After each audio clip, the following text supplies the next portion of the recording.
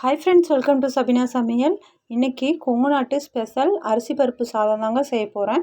நான் பொன்னி அரிசி, நம்ம சாப்பாட்டு அரிசி இருக்கு இல்லைங்களா, அந்த அரிசி 1 டம்ளர் எடுத்து நல்லா ஒரு அரை மணி நேரம் போல் ஊறிட்டுருக்கு.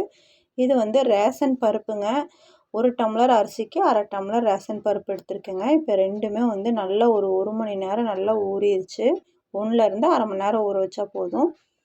இந்த டம்ளருக்கு தான் 1 டம்ளர் அரிசி எடுத்திருக்கேன். இப்போ நல்லா ஊறின அரிசி நம்ம இப்போ எப்படி சாதம் செய்யலான்னு பார்க்கலாங்க.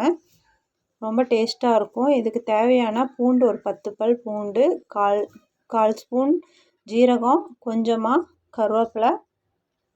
அப்புறம் இது சின்ன வெங்காயம் செஞ்சால் தான் ரொம்ப டேஸ்ட்டாக இருக்குங்க. நான் ஒரு கைப்பிடி சின்ன வெங்காயம் எடுத்து வச்சுருக்கேன். ஒரே ஒரு குட்டி தக்காளியை கட் பண்ணி எடுத்துருக்கேங்க. இப்போ வாங்க நம்ம எப்படி பண்ணலான்னு பார்க்கலாம். இப்போ ஸ்டவ் ஆன் பண்ணி குக்கர் வச்சுட்டு நான் தேங்காய் எண்ணெய் ஒரு 3 டீஸ்பூன் ஊற்றிருக்கேங்க. தேங்காய் எண்ணெயில் செஞ்சால் இந்த சாப்பாடு ரொம்ப டேஸ்ட்டாக இருக்கும். தேங்காய் எண்ணெய் இல்லது நம்ம நல்லெண்ணெயில் செய்யணும். இப்போ தேங்காய் எண்ணெய் நல்லா காஞ்சதும் ஒரு 1/4 டீஸ்பூன் கடுகு, அப்புறம் கொஞ்சம் இப்போ நான் எடுத்திருக்கேன் இல்லைங்களா, ஜீரகம், பூண்டு, கருவேப்பிலை. இப்போ இது 3யுமே சேர்த்து இப்போ நல்லா பூண்டு நல்லா எண்ணெயிலே வதங்கி வரணும். நல்லா வதக்கி விட்டுக்கலாம். அப்போ தான் நம்மளுக்கு அந்த மணத்துக்கு சூப்பராக இருக்குங்க. சீக்கிரமாக செஞ்சிடலாம். ஈஸியான மெத்தடில் செய்கிற ரெசிபி தான் இதை இன்றைக்கி நான் போட்டிருக்கேன். 3 பச்சை மிளகா நான் எடுத்திருக்கேன் காரத்துக்கு.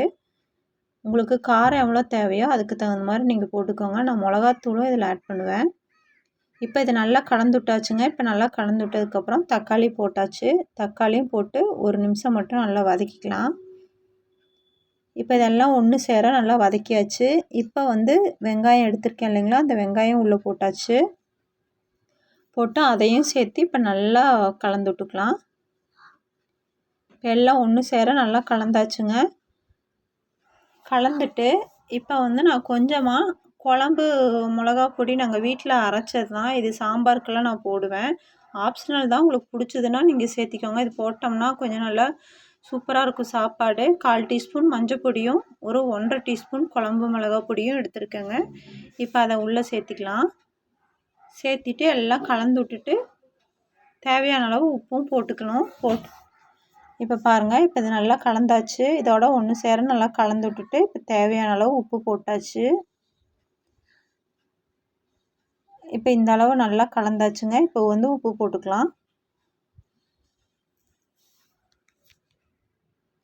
போட்டு நான் ஒரு அரை மணி நேரம் பக்கம் ஊறினால இப்போ நல்லா கலந்து விட்டாச்சு. தேவையான அளவு உப்பும் போட்டு இப்போ நான் தண்ணி 1 டம்ளருக்கு 2 டம்ளர் கணக்கு பண்ணி தான் தண்ணி எடுக்கணும்.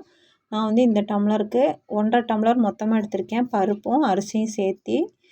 இப்போ ஒரு 3 டம்ளர் தண்ணி போல் நான் இப்போ ஊற்றிக்கிறேங்க. இப்போ அரிசியும் பருப்பும் உள்ளே போட்டாச்சு. போட்டு தண்ணியும் அதில் ஊற்றியாச்சு. ஊற்றி எல்லாம் ஒட்டுக்கா நம்ம கலந்து விட்டுக்கலாம். கலந்து விட்டுட்டு கொஞ்சமாக மேலே மல்லி இலை மட்டும் போட்டுட்டு இப்போ உப்பு காரம் எல்லாம் செக் பண்ணி பார்த்துக்கணும். காரம் பத்தலைன்னா கொஞ்சமாக நம்ம மிளகா பொடி வேணால் கொஞ்சம் சேர்த்திக்கலாம். இப்போ பெருங்காயத்தூள் ஒரு 1/4 டீஸ்பூன் போல் போட்டிருக்கேங்க. லாஸ்ட்டில் போட்டால் தான் அது நல்லா மணமாக இருக்கும் நம்மளுக்கு சாப்பாடு வெந்து வரும்போது. இப்போ தேவையான அளவு மல்லித்தழை போட்டாச்சு. இப்போ போட்டுட்டு குக்கரை நல்லா ஒரு கலக்கி விட்டுட்டு குக்கரை மூடி விசில் வச்சு ஒரு 3 விசில் நான் விட்டுக்கிறேங்க. 2 விசில் விட்டும் நம்ம இப்போ நல்லா குழஞ்ச மாதிரி இருந்தால் தான் பருப்பு சாப்பாடு சூப்பராக இருக்கும். இப்போ விசில் போட்டு வச்சாச்சு. நான் ஒரு 3 விசில் விட்டு எடுத்துட்டேன். பாருங்கள் எவ்வளோ சூப்பராக நம்மளுக்கு சாப்பாடு ரெடியாகி வந்திருக்குன்னு. இனி அவ்வளோதாங்க, நம்ம சாப்பிட வேண்டியதான். எவ்வளோ சூப்பராக வந்திருக்கு பாருங்கள். ரேஷன் பருப்பில் நம்ம இந்த மாதிரி செஞ்சோம்னா ரொம்ப டேஸ்ட்டாக இருக்குங்க சாப்பாடு. இப்போ இதுக்கு நான் சைடிஷாக சிக்கன் கிரேவி தாங்க செஞ்சுருக்கேன், பெப்பர் கிரேவி. இந்த சாதத்துக்கு இந்த கிரேவிக்கும் காம்பினேஷன் நல்லா இருக்காங்கிறது நீங்கள் சொல்லுங்கள்.